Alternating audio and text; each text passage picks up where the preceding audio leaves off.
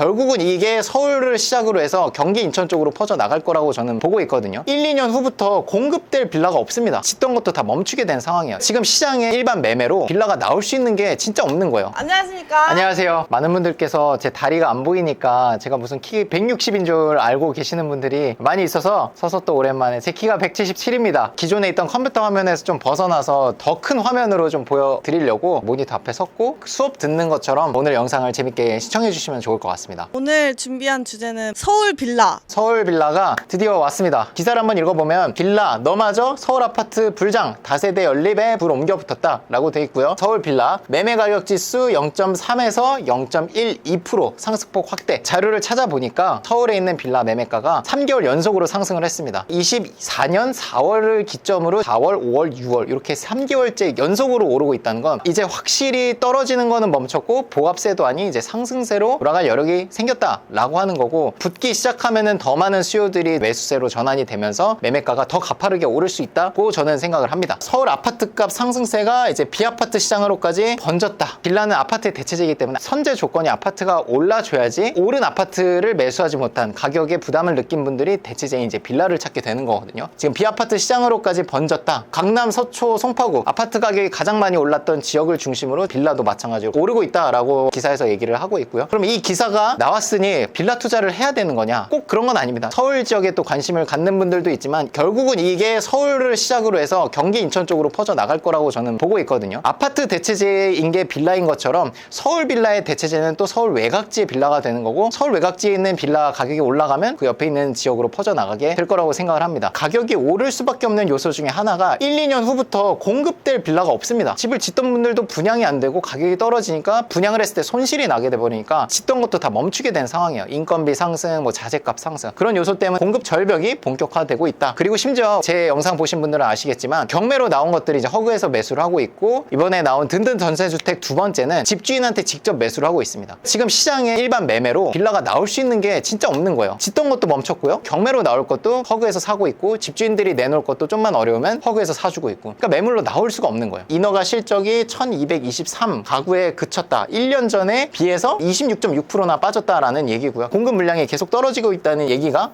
나오고 있습니다. 기사를 보면서 정말 많이 공감을 했는데, 올 들어 서울 아파트 값이 뛰면서 아파트 값이 오르고 있다는 걸 모르는 사람은 없습니다. 실수요 일부가 빌라 시장으로 밀려나고 있다. 경매로 낙찰받아서 단기 매도 하시는 분들, 투자자한테 파신 분은 아무도 없습니다. 다 실거주자 분들이고, 지방 같은 경우에도 실수요자는 반드시 있어요. 가격이 맞고 전세 사기 이슈라든지 이런 게 본격화되지 않았으면 방이 3개, 화장실 2개 이 정도로 돼 있으면 매도가 된다는 게 이 실수요입니다. 이 실수요 분들이 집을 매수해서 사시는 분들이 분명히 계시다. 그래서 그분들을 대상으로 팔면 좋겠다. 그 내용이 여기 나와 있습니다. 그래서 오늘 제가 정리해드리고 싶은 건 빌라가 올 수밖에 없다. 그 근거가 뭐냐라고 여러분들이 궁금해하실 것 같아서 6가지로 좀 정리를 해드리려고 합니다. 다세대의 가격 상승 요소, 여러분들도 한번 생각해 보시면 좋을 것 같아요. 어떤 것들이 있는지. 제가 생각하는 첫 번째는 아파트가 비싸다고 생각을 해야 됩니다. 내 월급 대비해서 아파트 값은 지금 말도 안 된다, 너무 단기간에 많이 올랐다, 이런 생각이 드셔야 됩니다. 가장 최근이 언제였냐면 2022년 말부터 2023년 초부터 시작해가지고 엄청나게 빠르게 올라갔거든요. 많은 사람들이 저 가격이 말도 안 된다, 거품 껴있다라고 얘기를 했습니다. 아파트를 사려고 했던 수요가 빌라로 넘어오게 됩니다. 아파트 값은 올랐는데 빌라 가격이 그대로라면 상대적인 저평가가 일어난 거거든요. 이 아파트의 고점인식에 대해서 말씀을 드렸고, 자 그럼 두 번째는 뭐냐, 비슷한 개념이라고 보시면 됩니다. 아파트의 전세가율